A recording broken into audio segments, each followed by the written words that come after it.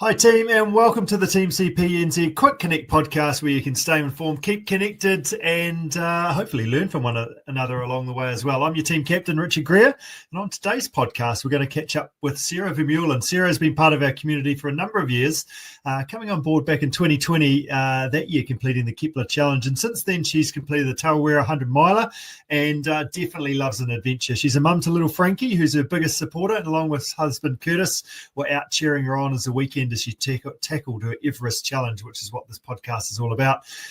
So for those that don't know, an Everest involves climbing the same number of vertical meters as the highest mountain in the world in one continuous activity. A bit of history after a bit of Googling around. The challenge was inspired by George Mallory, grandson of the famous mountaineer, who cycled up a hill 8 times to match Everest's height back in 1994. It's primarily a cycling challenge. It's kind of where it started, where riders can slog up a hill and then freewheel back to the start. In the TEAMCPNZ world, Andrew Rusin brought it to our attention back in 2015. That's 10 years ago. It's a while. Where he completed his first Everest challenge. And then in 2017, went on to complete a 30,000 vertical meter challenge up and down the Kennedy's bush climb just on the edge of Christchurch up the Port Hills, and in doing so set a world record at that time as well. It was pretty crazy. He rode 641 Ks, spent 100 hours on his bike for over 5 days, 4 nights with 6 hours sleep, and we got on the TV news as well at that time, interviewing him at the end of it. So it was a big deal. So it was pretty fun. Well, it was a big job to be able to do that. So he did super well. But as part of our annual May Metres challenge, we had 3 athletes over the weekend take on the challenge of completing an Everest in one hit, with coach Amanda having a crack on Zwift and Ben Jordan, based out in Sydney, doing the same on Saturday and then Sunday. But Sara completed it on foot. Now, taking this challenge on foot takes it really to a whole nother level. There's no freewheeling on the downhill. You literally have to complete 8,848 downhill vertical meters as well, which I'd say takes its toll on the body even more than the uphill. So let's welcome Sara onto the podcast for episode 35 and TEAMCPNZ Media Live number 180 to give an insight to how this massive day unfolded. Sara, are you there? Yeah, I am. I'm here. Yeah, good stuff. So first of all, how are the legs feeling today? What are we now? How many days you've been since you did your big day? Well, I finished at 12:30 in the morning on Sunday. So I don't know. Does that count as a day of rest? Probably not really. So today's Tuesday. So it's been 2/3 days post finishing the big challenge. Yep. I'm definitely still tired. I'm still stiff. Yeah. But as you know, May Metres continues and there's someone ahead of me. So I've still been trying to get out. Downhill was definitely the worst. As you said in the intro, it's kind of doing the sideways shuffle down the stairs. Oh, that's rough. But uphill was actually okay. So I've kind of conned my husband into picking me up at the top of Summit Road. So I was just going to say, like, are you taking Frankie up and then jumping in the pushchair and sort of cruising down, or no, you're actually just getting the lift back down? That's smart because it's still on foot, so we'll give you that. Yeah, definitely. Still on foot. You've got to be smart and strategic about these things. I have taken the chairlift down a couple of times as well. Okay, that's good too. I like it. I think that's probably completely fair. I think I'd be broken for at least a week, maybe more, after what you've just done. So just some stats. So when did you start? How long did it take? Where did you do it? Give us a bit of a background of what your day was about. So it started at around 6 in the morning. In hindsight, maybe I should have started a little bit earlier. And it was based on the pipeline on the bridle path. And so during May for meters, I kind of realized that was the most strategic place to get the most efficient use of meters in. And the nice thing about pipeline is it's like steep up, but you can kind of jog the less steep trail down. So it's a little bit nicer on the knees. Yeah. So as far as stats go, I think it was about 72 kilometers all up. And I think it took about 16 and a half hours. I think I finished around midnight, somewhere around that time. Yep. And I think I got maybe 10 or 15 meters slightly higher than Everest. Just to make sure. Yeah, just Yeah. yeah. I think that's important. Did you go all the way? Did you finish one, or did you go halfway up for the last one? What did that The look like? last one, finished on the top, and yeah. So the annoying thing about pipeline is it's like 195-ish meters from like the whole pipeline kind of Yeah. part. So when you start at the car park, you get about 50 meters extra on that to the start of the pipeline. So as the laps progress, that extra buffer of the 50 kind of disappears, and so you end up having to do that extra one to make the 200. Yeah, okay, because you weren't doing 200, so the maths were slightly adjusted. And did you have to do an extra one at the end that you didn't realise as a result of that until like late? You're like, actually, I think I'm going to have to do another one now. I had to do a couple of extra because the idea of that was just kind of slightly off-putting at the time. I was like, oh, why can't Everest shrink? Went down to the car park instead and then got the extra 50 meters that way. And it was quite nice because it was a little bit less steep on that point going up and down. So it was a nice change. Just to do a bit different, yeah. Yeah, I think it was Good about job. 48 laps in total of pipeline.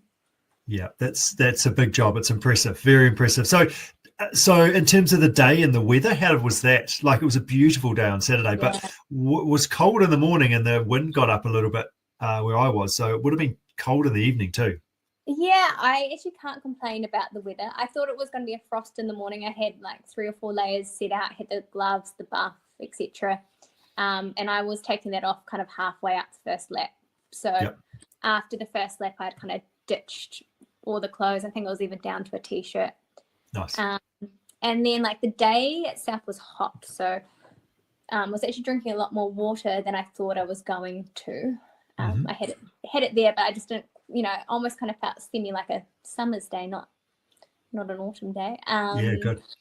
And yeah, in the evening, that wind picked up momentarily and I thought I was going to get a little bit cold, but it actually kind of turned more kind of that northwest kind of thing. So again, it was perfect. And I think that's kind of reasons I committed to doing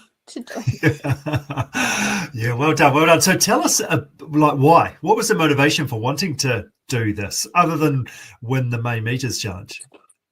Yeah, well, I guess May Metres is probably the number one reason. I hadn't been thinking about this as being my goal for the year or anything.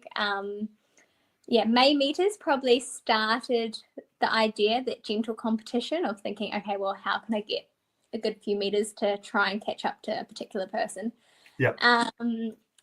And then I kind of started brainstorming and saying to people that I think I might try an Everest. Like, it just, the idea of the challenge. Yeah. And then I was like, okay, I'll do it if it's not going to rain. If it's raining, I'm not doing it. Yeah.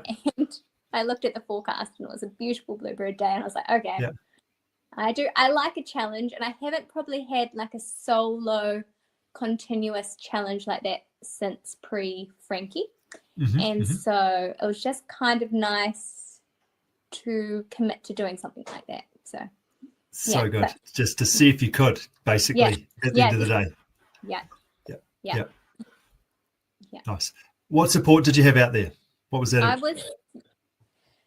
was really lucky. I had a lot of friends and whānau come out and support me across the day. I had my mate Chris come up for the first 10 laps to start off the day. 10 laps, that's quite a good effort early on in the morning. Yeah, definitely. I think he must have got like over 2,000 meters himself. And then I had a period of just listening to podcasts, which was quite nice just to kind of distract myself from it. And then Curtis came at some stage with Frankie and towed a table and all the treats up and things like that. So I had this little table set up with a sign crossing off the laps going around. And then that's awesome. Pretty much from 2:00, I had someone with me the whole way through. So I had some beautiful work colleagues. I had actually my new adventure race team that I've just joined literally like a week ago, who I haven't met.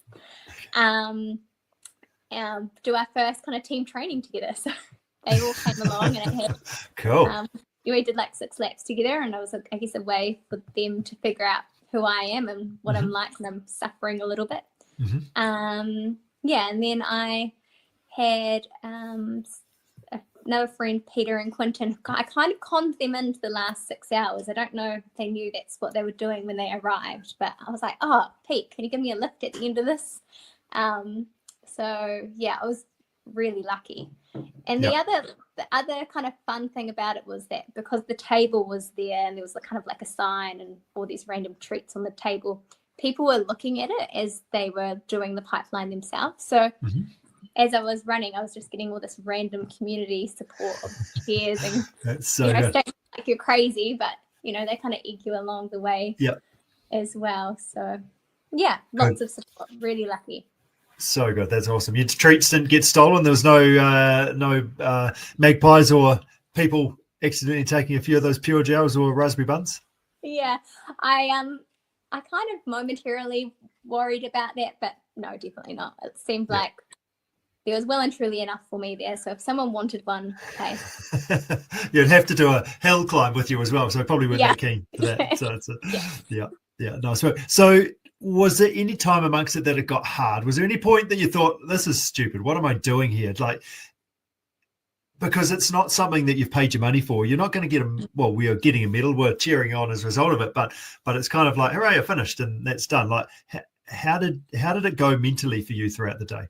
Yeah, I'm quite an optimistic person on the whole, and so I actually felt like I was in quite good heads game the whole way through.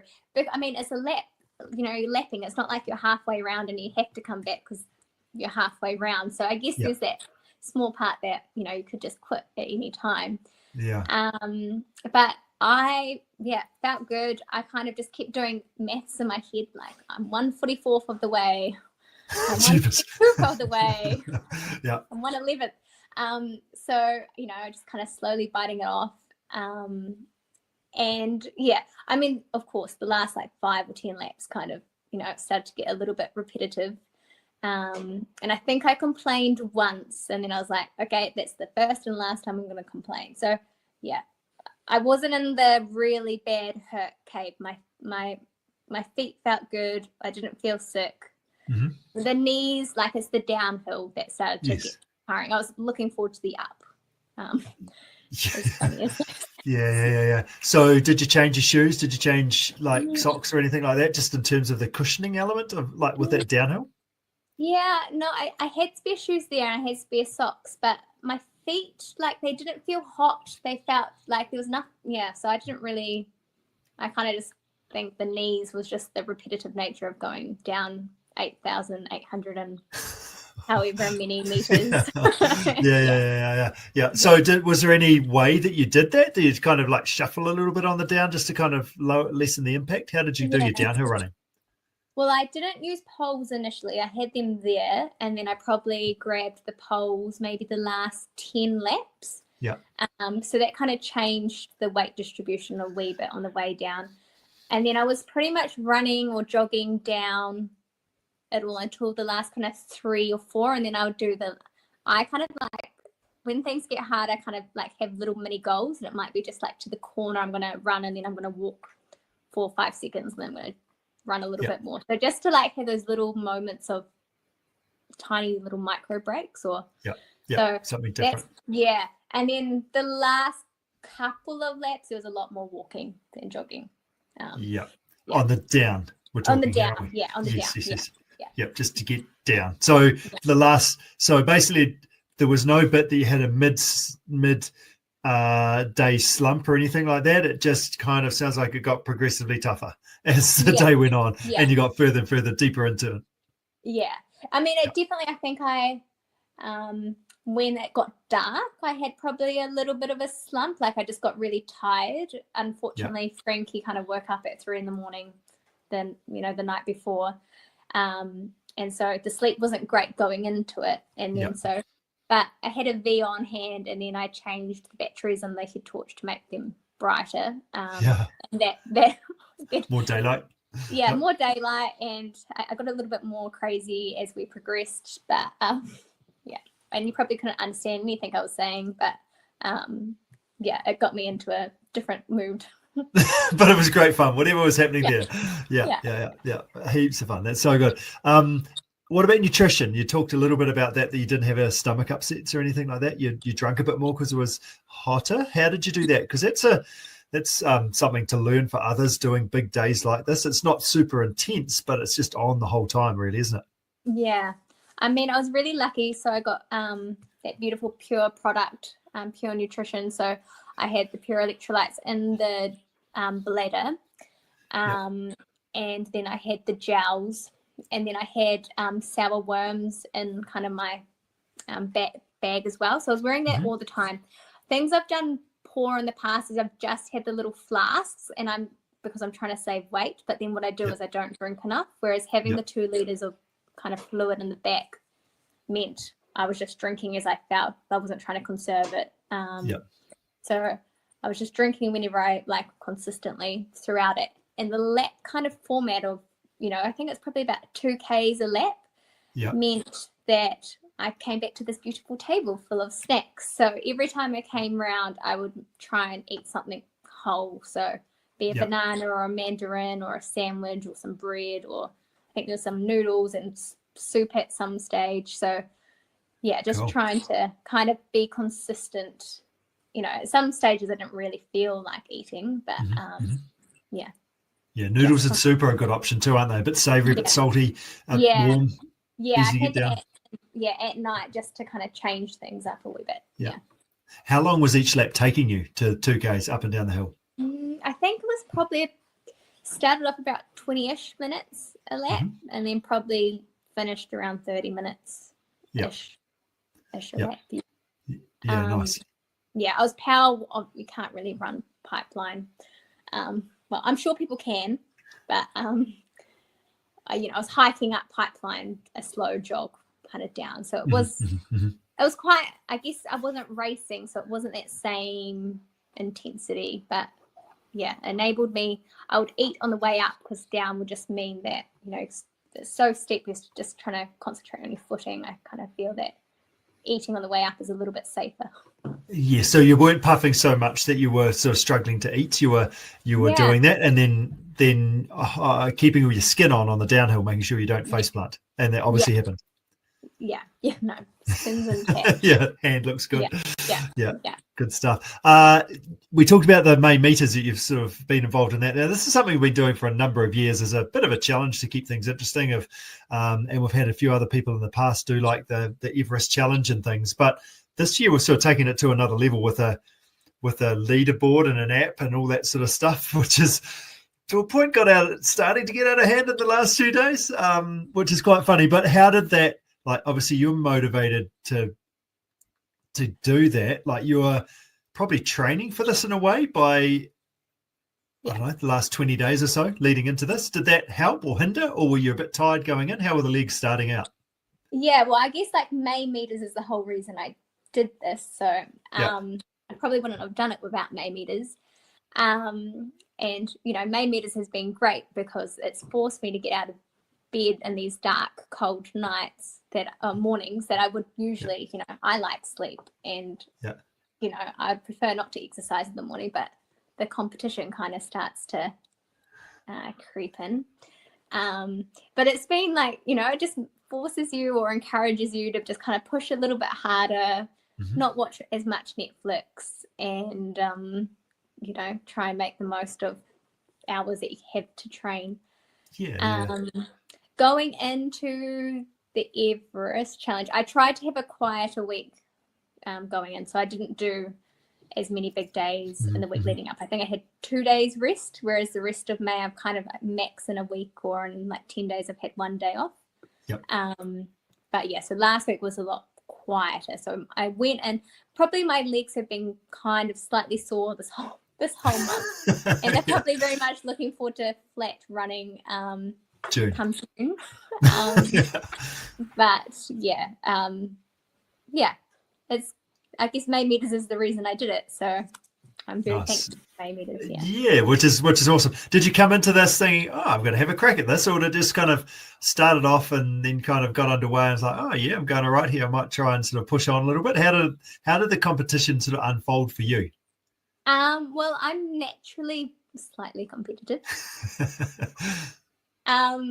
So I always had an inkling that I wanted to be a little bit competitive with it. But I think that's the like beauty of these things is it's, you've got the community spirit and you can also see how everyone else is tracking and use them to kind of encourage yourself to kind of push a little bit harder. But it's funny because it needs to be within that level that you can actually keep up with someone. Otherwise, you just kind of give up as well. So, I've really enjoyed it because, but it's meant that I've done things that I would have never really do, like go up pipeline. And I think I've only ever gone up pipeline once before, and that was when I was pregnant on my due date when I was trying to encourage Frankie to hurry up. So pipeline is not like a place that I usually like to go, but it's great for getting vertical meters. So well, that's the thing, isn't it? Like you're all of a sudden going, I'm going to do another rep of that. I'm going to go up that bit again because it's steep and horrible, and I'll get these meters done faster. Would you never do that otherwise? Like, why would you do that? There's no point. So that's pretty cool. There has been some chat around, can we just call a truce? How about just a couple of days off in the chat just recently? How do you feel about that? Well, there's one specific person who I'm like, I'm going to catch them. And then they do like 2,800 meters today. Yeah. Yes. Will Bixley. Will, I know. Will, incredible. I know. I think he's in Wanaka. Yes. I think he has beautiful mountains he can climb. Slightly jealous. So it's funny because like if he didn't do that big day today, I was going to go out again this evening to catch him. But now I'm like, I'm not going out because I can't catch 2,800 meters tonight. Yeah, that's a lot, isn't it? Yeah. That's the thing. I think it's so funny. And I think that's a board like you sort of like, yes, wherever you're at on the leaderboard, but that next person's only 150 meters ahead of me. I can do that, and I'm just going to leapfrog that.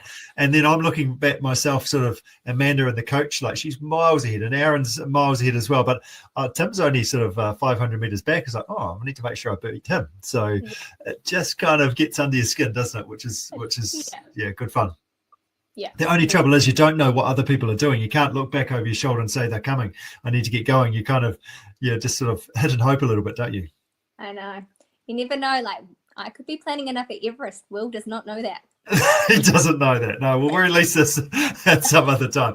Yeah, we'll edit that out. Will you be back next year? That's an interesting question. I'm not sure if I need to. I shouldn't ask. I think it's quite a good annual thing. Probably take 9 months to kind of forget about this month. Yeah. What do you think about that? Yeah, I think having these challenges through the winter months when it kind of just gets a little bit depressing and, you kind of, you're not as motivated with your training. Well, I typically find that winter I'm just like, it's dark, it's gloomy, and I'll come up with an excuse. So I've actually loved the challenge for that because it's just helped me stay true. So that's right. I think I like it, and I might create a new challenge for next May. Yeah, that's right. I think the key thing, like a number of people have said that, it's like, I've been in a bit of a funk and I'm out of that and I'm feeling good about this now and I'm into it. It's kind of got me going again. What's next for you? Because sometimes this sort of gets you cranking along and thinking about summer goals or spring targets to shoot for. Well, so I guess finish the rest of this beautiful May month off. And then I've actually signed up for a backyard ultra, the Crazy K's, in July. I feel like that's perfect training of what you've just done. Yeah. Well, I feel like absolutely perfect. Yeah. Well, that's kind of what I was thinking was another kind of reasoning to kind of do it was just that kind of lap format of I can quit at any time, can I keep pushing? How do I stay in a good headspace? I think it's relatively flat, this, Crazy K. So that's something to look forward to. And I will have to change the training outcome during flat running. So that's the next kind of close event. I haven't really decided how far. There is that little part of me that would like to see how, get close to the 24 hours, but I don't know if that's realistic. I haven't been loading for that huge distance of recent. So, and then I've just joined another adventure racing team. And so the Magnificent's not till February, I think, or March next year. So I'm sure there'll be lots of kind of adventure training between now and then. But amazing. Yeah, who knows what else comes up. That's so good. That's awesome. And kind of a bit of a watch this space. A lot of that that little mini goal stuff that you talked about of like, I'm just going to shuffle to this next bit and then walk again. Like it's all that sort of thing that you learn amongst those big, long missions that you've done in your adventure racing and your 100-miler efforts and stuff. When it gets a bit ugly, that you've just kind of stay positive, as you mentioned, and just keep on keeping on. Yeah, definitely. I think when you're in that kind of hurt cave, it's good to accept it, and it's, it's okay to complain about it once or twice. But I think if you get stuck in that mindset about complaining or focusing on the things that hurt, it's just going to perpetuate versus continue. And on that, are there any sort of takeaways, reflections, learnings that you took away from this big mission that you've just done? Putting on the spot. No, I think going forward, I think this has probably been something I haven't done well in general, is when you finish, what do you eat or drink? And it was 12:30 in the morning. All I was thinking about was having a shower and going to bed. Yeah. I think I had like a few sips of milk because I was like, I need some protein. But so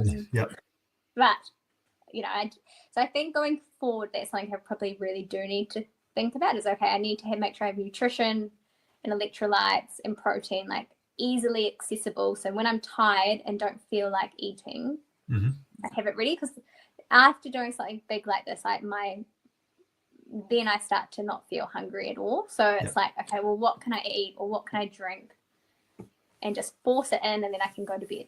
I like it. And that's something that's ideally drinkable, probably warm, but something that's easy because you're not looking after yourself and don't care at that stage as well. Yeah, I mean, I should have just had a cup of Up and Go or chocolate milks, just in the car. I could have had them on the way home. And, so, I mean, I think that's probably, and that's a nice easy fix as well. That doesn't take much at all, just a little bit more organisation. Yeah, good. And get other people to make sure you do it is probably part of that as well, to actually help you get that organised. Because you had a pretty awesome support crew with your picnic table and everything down the bottom. Yeah, we're very lucky. My own personal treat table. It's like a birthday party. And that's the best part of this stuff, isn't it? That's awesome. Yeah. Well, I'm stoked that you're still in one piece. I'm stoked that you're still smiling. And super congratulations for getting it done. It's cool to be able to, it was cool to follow you. And there's a lot of respect going on for your mission and doing it on foot. Pretty impressive. And just to keep going into the wee small early hours of Sunday, by the time you got it done, that was pretty epic. So congratulations. And amongst the May Metres, I hope you can bask in your glory of a job well done. Yeah, thank you. I will do. That's awesome. Well, thank you. Thanks for joining us, everybody. And thank you to Sarah. And until our next week's edition, that's the Team CP Connect podcast for another week. Cheers, team. Thanks, Sarah. Bye. See ya.